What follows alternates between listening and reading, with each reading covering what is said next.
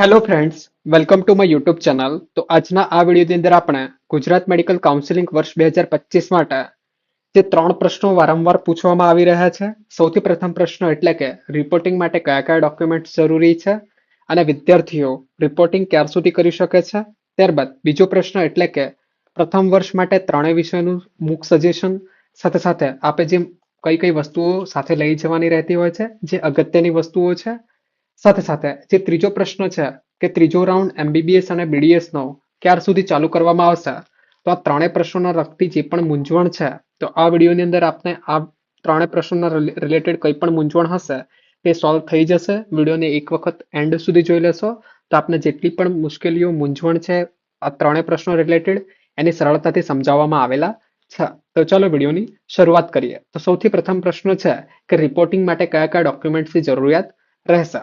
તો સૌથી પ્રથમ ઝેરોક્સ કોપી એટલે કે ઝેરોક્સ કોપી બધાને તમારે મોસ્ટલી ઝેરોક્સ કોપી તમારી કોલેજમાં આપવાની થતી હશે. જે પણ કોલેજમાં તમને અલોટમેન્ટ થયું છે એ કોલેજમાં એની અંદર મુખ્યત્વે આપણે ઝેરોક્સ કોપી આપવાની થતી હોય છે. તો સૌથી પ્રથમ ઝેરોક્સ કોપી એલસીની શાળા છોડાનું પ્રમાણપત્ર, ત્યારબાદ ધોરણ 10 અને 12ની માર્કશીટની ઝેરોક્સ કોપી, ત્યારબાદ નીટ યુજીની માર્કશીટની કોપી, વિદ્યાર્થીના પાસપોર્ટ સાઇઝના ફોટોસ અને સાથે સાથે અમુક કોલેજોની અંદર પેરેન્ટ્સના પણ એક બે ફોટોસ માંગી શકે છે પાસપોર્ટ સાઇઝના. ત્યારબાદ જે પણ કોલેજમાં તમને અલોટ થયેલું છે એ કોલેજનું અલોટમેન્ટ લેટર એની ઝેરોક્સ કોપી તમારે આપવાની થતી હોય છે. જરૂરી ડોક્યુમેન્ટ સાથે બીજા જે પણ હેલ્પ સેન્ટર ખાતે તમે મુખ્યત્વે તમને જે પણ હેલ્પ સેન્ટર ખાતે પ્રથમ રાઉન્ડ, સેકન્ડ રાઉન્ડ કે ત્રીજા રાઉન્ડ પછી જે પણ કોલેજ તમને હેલ્પ સેન્ટર ખાતે જે મુખ્યત્વે મેઇન ડોક્યુમેન્ટ સબમિટ કર્યા છે એને ઝેરોક્સ કોપી આપવાની થતી હોય છે. સાથે સાથે આ નોંધ લેવાની રહેશે કે રિપોર્ટિંગ કમ્પલસરી હોતું નથી. એટલે કે જો પ્રથમ રાઉન્ડમાં વિદ્યાર્થીને એડમિશન મળ્યું છે અને ત્રીજા રાઉન્ડ સુધી જવા માંગે છે તો રિપોર્ટિંગ નથી કરતો જે પણ કોલેજમાં અલોટ થયું છે તો એનું એડમિશન એ કાયમ રહેશે. કોઈ પણ એનું એડમિશન છે એ કેન્સલ નથી થતું. એની આપણે કોઈ પણ જાતનું સ્ટ્રેસ લેવાનો નથી. એટલે કે રિપોર્ટિંગ કમ્પલસરી હોતું નથી. હવે જે વિદ્યાર્થીઓને બીજા રાઉન્ડમાં એડમિશન મળેલું છે અને વિદ્યાર્થીઓ અપગ્રેડેશનમાં જવા માંગે છે ત્રીજા રાઉન્ડની અંદર, એ વિદ્યાર્થીઓ વેઇટ કરી શકે છે અને સાથે સાથે શું કરી શકે છે, ત્રીજા રાઉન્ડ પછી એ વિદ્યાર્થીઓ આરામથી જે પણ કોલેજ અલોટ થાય છે એ કોલેજમાં રિપોર્ટિંગ કરી શકે છે. એટલે કે રિપોર્ટિંગ આપ રાઉન્ડ 3 બાદ પણ કરી શકો છો. હવે એક આની અંદર બીજો પ્રશ્ન છે કે અમુક વિદ્યાર્થી એવા હશે કે જેમને રાઉન્ડ 2માં એડમિશન મળ્યું છે. સપોઝ કે રાઉન્ડ 2માં કોઈ વિદ્યાર્થીને જીઈમારસ હિંમતનગર મળેલું છે અને એ વિદ્યાર્થી ઈચ્છે છે કે રાઉન્ડ 3માં એને જીઈમારસ વલસાડ મળી શકે છે. તો એ વિદ્યાર્થીઓ શું કરી શકે છે, જીઈમારસ હિંમતનગરનું ઓરિએન્ટેશન પ્રોગ્રામ ખતમ થઈ ચૂક્યું છે. સાથે સાથે જીઈમારસ વલસાડનું મુખ્યત્વે 6 તારીખે જેવું એમનું શું કહેવાય ઓરિએન્ટેશન પ્રોગ્રામ છે. તો હવે જે વિદ્યાર્થીઓ બંને જીઈમારસ હિંમતનગર ખાતે પણ ઓરિએન્ટેશન પ્રોગ્રામ નથી જોઈન કરી શકે એટલે કે વ્હાઇટ કોટ સેરેમની જોઈન નથી કરી શકે એ વિદ્યાર્થીઓ શું કરી શકે છે, જીઈમારસ વલસાડનું ત્રીજો રાઉન્ડ નથી ચાલુ થતો તો વિદ્યાર્થીઓ જીઈમારસ વલસાડનું ઓરિએન્ટેશન પણ ચૂકી જઈ શકે છે. એટલા માટે આપણે શું કરવાનું છે, આપને એડમિશન તો મળતું રહેશે પણ વ્હાઇટ કોટ સેરેમની એક સારી તક હોય છે. તો બંનેમાંથી કોઈ પણ જે કોલેજ તમને અલોટમેન્ટ થયેલી છે રાઉન્ડ 2ની અંદર ત્યાં આગળ તમે વ્હાઇટ કોટ સેરેમની અથવા તો ઓરિએન્ટેશન પ્રોગ્રામ એટેન્ડ કરી શકો છો. હવે બીજો પ્રશ્ન બુક સજેશન. પ્રથમ રાઉન્ડમાં મુખ્યત્વે 3 સબ્જેક્ટ હોય છે. તેની અંદર સૌથી પ્રથમ એનાટોમી, ત્યારબાદ ફિઝિયોલોજી અને ત્યારબાદ બાયોકેમિસ્ટ્રી. તો પ્રથમ સબ્જેક્ટ એનાટોમી. એનાટોમી માટે આપ બીડી ચોરસિયા તરફ જઈ શકો છો. એડિશનલ ન્યુરો એનાટોમી માટે તમે વિશ્રામશ્રીને પ્રિફર કરી શકો છો ન્યુરો એનાટોમી માટે.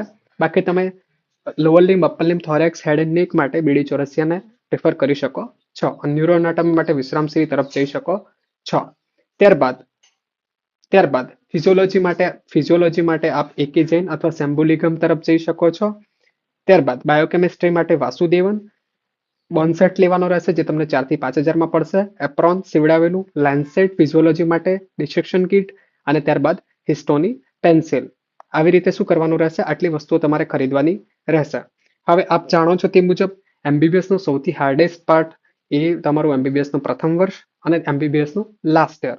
તો એમબીબીએસના પ્રથમ વર્ષમાં વિદ્યાર્થીઓ હજી મતલબ શાળા છોડ્યાના તરત જ મેડિકલ કોર્સની અંદર એડમિશન લેતા હોય છે. ત્યાં હેક્ટિક શેડ્યુલ હોય છે અને સાથે સાથે સ્ટ્રેસ પણ રહેતો હોય છે. એમબીબીએસનું પ્રથમ વર્ષ ઘણી રીતે કઠિન હોય છે જેમાં વીકલી એક્ઝામ ઈબીટી એટલે કે એન્ડ બ્લોક ટેસ્ટ હોય છે, ઇન્ટરનલ્સ હોય, પ્રિલિમ્સ હોય, વાઇવા હોય છે, પ્રેક્ટિકલ્સ હોય છે અને ઘણું બધું હોય છે.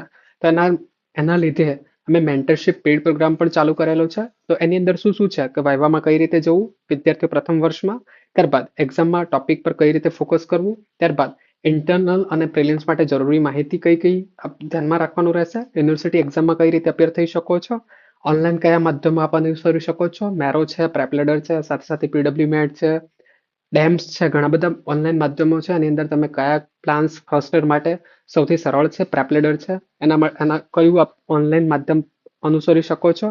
ત્યારબાદ સાથે સાથે વિદ્યાર્થીઓ સ્ટ્રેસ મેનેજમેન્ટ અને સ્માર્ટ સ્ટડી અને બેલેન્સ લાઈફ કઈ રીતે આપ કરી શકો છો, આ બધી જ માહિતી આ પેઇડ મેન્ટરશિપ પ્રોગ્રામની અંદર આપવામાં આવેલી છે. તો જે વિદ્યાર્થીઓ આની અંદર જોઈન થવા માંગતા હોય એ વિદ્યાર્થીઓ આપેલ નંબર પર સંપર્ક કરી શકે છે.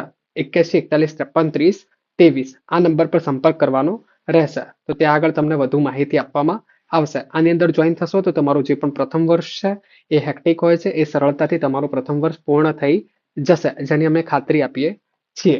ત્યારબાદ ત્રીજો રાઉન્ડ ક્યાર સુધી ચાલુ થશે? તો ત્રીજો રાઉન્ડ મુખ્યત્વે હવે બીજા રાઉન્ડ તો એટલા માટે લેટ હતો, એનું કારણ હતું કે નવી મેડિકલ કોલેજો એડ થવાની હતી, નવી કોલેજોને એપ્રુવલ મળ્યું ન હતું, એના લીધે બીજા રાઉન્ડની વાર લાગી હતી.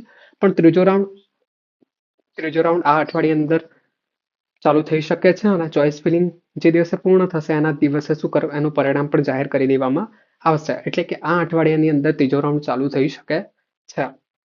તો આ હતી સંપૂર્ણ ડિટેલ્સ રિલેટેડ ટુ જે મુખ્યત્વે 3 પ્રશ્નો વારંવાર પૂછવામાં આવી રહ્યા હતા. રિપોર્ટિંગ ક્યારે સુધી કરાવી શકો છો, પ્રથમ વર્ષ માટે કયા કયા સબ્જેક્ટોનું શું શું સજેશન આપ બુક સજેશન તમારા સિનિયરોને પણ પૂછી શકો છો. ત્રીજો રાઉન્ડ એમબીબીએસ બીડીએસ ક્યાર સુધી ચાલુ થઈ શકે છે વગેરે માહિતી આ વિડીયોની અંદર આપવામાં આવેલી છે. તો આ વિડીયો આપને પસંદ આવે છે તો પોતાના મિત્રો સાથે શેર કરવાનું ભૂલશો નહીં અને ચેનલને સબસ્ક્રાઇબ કરવાનું ભૂલશો નહીં. Thank you for watching till the and.